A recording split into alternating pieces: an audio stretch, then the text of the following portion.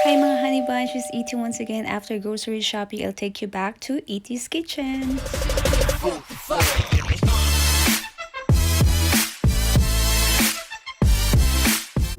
Hi everyone, welcome to Iti's kitchen once again. So we're gonna be making a very simple cheesy mozzarella meatballs recipe. So stay tuned and thank you once again to all my 500 plus subscribers. Everyone is welcome in my channel. Alright guys, so as for our ingredients, we do have our ground beef. You can also combine beef and pork if you want. We do have onion, garlic, and then I have garlic powder, ground peppercorn. You can also use a regular black pepper. I do have diced tomatoes and green chilies. You can even use fresh chopped tomatoes if you like. I have tomato sauce. I do have 2 of the 8 ounces or 16 ounces in total. This one is 10 ounces. I do have salt, mozzarella cheese, and then I'm gonna be using some of this total seasoning. I do have Italian seasoning before, but I ran out of it, so I'm gonna be using this one just a little bit, just to add more taste. And then I'm gonna be using some of the traditional breadcrumbs into our mixture. And also for our fresh herb, we're gonna be using fresh basil. We're gonna chop this up, and then some fresh parsley. So yeah, that's it for our ingredients. Very simple, you guys, to follow this recipe. So just stay tuned and finish watching the whole video. So if you have enjoyed this video, please don't forget to like, share, and subscribe. So stay tuned, you guys. So guys, I just chopped some onions from a food processor. I'll follow this with garlic. And then, so isang buong garlic yung ginamit ko guys, and we're gonna chop it here. And then I'm gonna combine with this fresh herb, parsley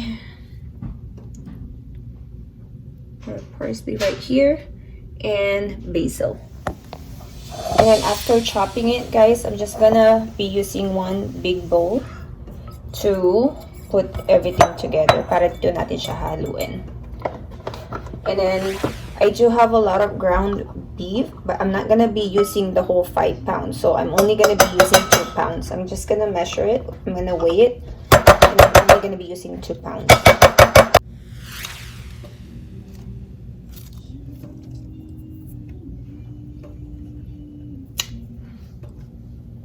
We're just grabbing some fresh parsley guys,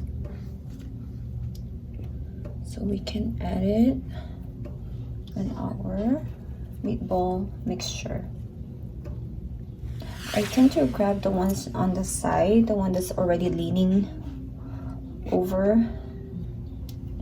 and the one that's already fully grown. And I also got some of our fresh basil. They smell so good guys. Okay guys, so we have the onion and garlic, and I'm gonna add our washed fresh herbs. I'm gonna pour it in this bowl. So just keep mixing all the ingredients with those 2 eggs combined. And make sure to use gloves that you can use for food, para safe. And then para ma-mold na natin siya into little balls. And I'm gonna show you guys where we're gonna be putting the mozzarella cheese. And also guys, make sure that you save some of the onion and garlic, chopped onions and garlic, to saute the sauce. You'll see guys after we mold all these balls before we saute it. Okay, I think it's time for me to use some gloves so I can incorporate all these ingredients. Alright guys, so I just washed my gloves. I know it just came from the box, but I just like to wash them before using it. Well, I already have it on bago ko siya hinugasan. Alright, so let's start making these meatballs. Alright guys, so I just realized that we don't have the mozzarella ready yet, so I just transferred some in this container. So we're gonna start molding I usually scoop like one of this. And then tinatansya ko lang. So, I make it round, flat muna para siyang burger patty.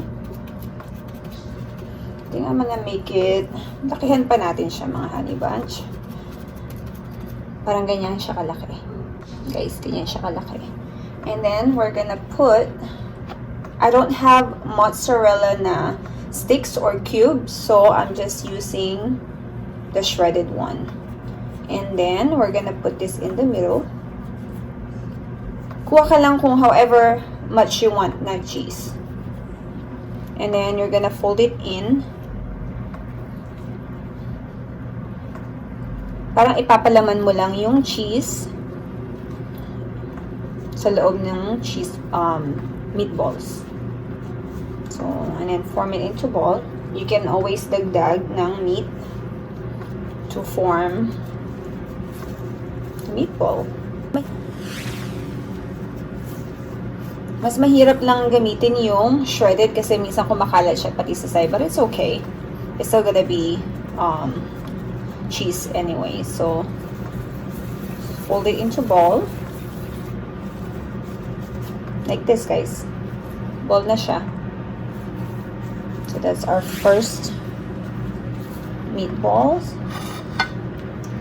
And then, another one. At saka yung laki niya, guys, depende sa inyo kung gano'n yung kalaki gusto yung meatballs, okay?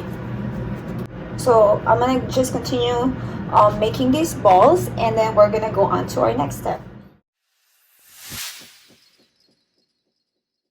Alright, guys, so I just poured some olive oil, and we're gonna start frying our meatballs. So, not really fried too much because you don't want it hard, yung laman niya.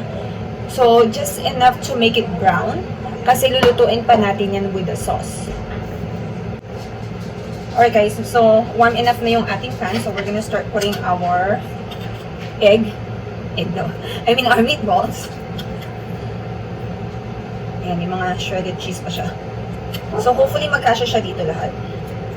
So, we got 1, 2, 3, 4, 5, 6, 7, 8, 9. So, 9 pieces muna para madali siyang maluto. So, don't overcrowd it. Para mas madali siyang maluto. So, we're just gonna brown it. You can also use vegetable oil or canola oil. It's up to you guys. But, I only have olive oil available right now. So, yun ang ginamit ko. Okay guys, check na natin kung brown na yung side. Oh, ayan. A little bit. Ito, brown na siya. So, turn lang natin yung mga brown na. Okay guys, so this is already perfect. I'm gonna transfer this into a plate so we can saute the sauce here in the same pan. Okay guys, our mozzarella meatballs. You see how the cheese is already melted too. Yung mga napunta sa side niya. So now let's make the sauce. So we're gonna put in our onions. Remember, I told you guys to make sure to save a little bit of the onion for the sauce. So if you think that there's a lot of oil that was left from frying, pwede niyong bawasan yan. So I think babawasan ko siya para hindi masyadong oily yung dish natin. So you just cook, guys.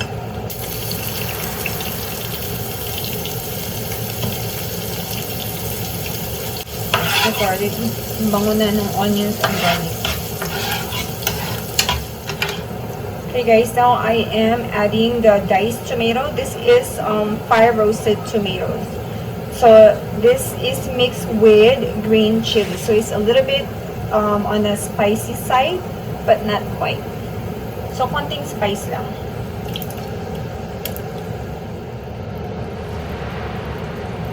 So, I just let it kind of boil for like a minute or two. And then now we're gonna add in our tomato sauce.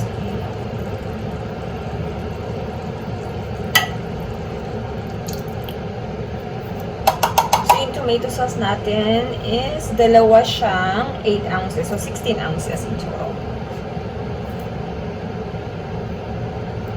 So let it boil for a minute or two. I'm just mixing it a little bit. So at this point, we're gonna add, I'm gonna try to heat a little bit more than medium right now. Alright guys, so let's start adding seasoning. I'm gonna put the same seasoning that I used earlier. This is the total seasoning that has, it's a mix of garlic powder, oregano, parsley, and cilantro.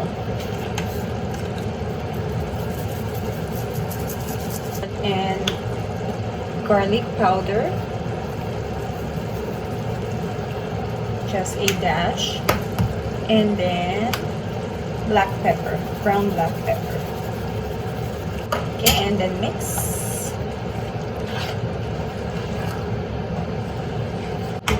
Cover it for a minute. Alright guys, so it has been, actually I waited 2 minutes on this.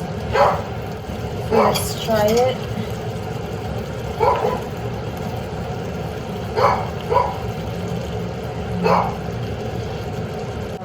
We need to add a little bit of salt.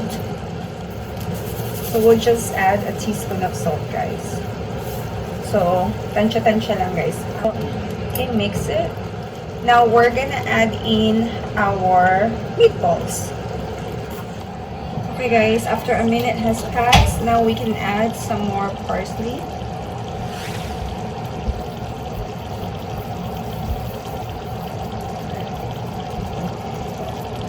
And then, let me just put down this. Okay.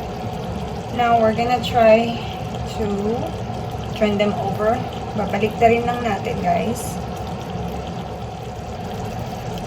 Okay, guys. So, now, after yung baliktarin lahat ng meatballs, we're now gonna add our mozzarella cheese.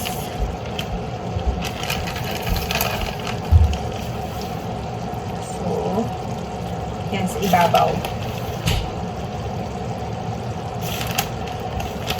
I have another version of this that I put in the oven. So this time, hindi tayo magbe-bake. Talagang ano lang. Luto lang natin siya, pinay, and then sa casserole. So put as much mozzarella cheese as you want. Now, we want cheese. We love cheese, so we're gonna put a lot. We're gonna cover it for 2 minutes to let all those mozzarella cheese melt. You see that, guys? Diba? Ang sarap niya tingnan. Nagme-melt na lahat ng mozzarella cheese. Already, let's open it. Whoa. Ang bango, grabe. So, our last step, we're just sprinkling it with more parsley. So, chinap lang natin yung parsley na fresh. And we're done, guys. So, this is it. This is our easy, cheesy meatball recipe. So, gayahin nyo na, guys. Madali lang siya. Good for lunch, dinner, or merienda. So this is definitely something that your kids will love to eat with the whole family. So if you have enjoyed this video, please give it a thumbs up, like, share, and subscribe. Thank you guys all so much for watching. See you on my next vlog. Ta-ta! Guys, tignan natin. Look at this.